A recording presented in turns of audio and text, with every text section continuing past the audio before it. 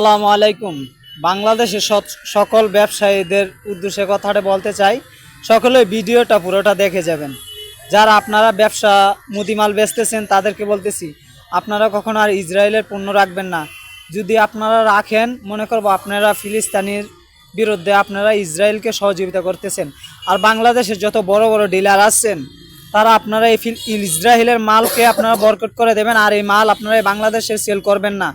কারণ আমাদের এই মাল আমরা খেয়ে এই টাকাগুলো ওই ইসরায়েলের হাতে টাকাগুলো যাইতেছে আমাদের ওই প্রাণপ্রিয় গাজাবাসী, তারপর ফিলিস্তিনি ভাইদের উপরে ওই অত্যাচার করতেছে ওই ইসরায়েলের কুত্তারা।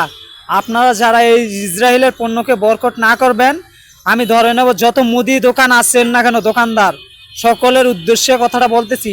ডক্টর ইউনূস স্যারের কাছে যদি আমার এই ভিডিওটা পৌঁছায়, আপনি সারা বাংলাদেশের মধ্যে ওই ইহুদিদের, ওই ইসরায়েলের কুত্তাদের যত প্রোডাক্ট আছে সব কিছু আপনি বয়কট করবেন। আসসালামু আলাইকুম।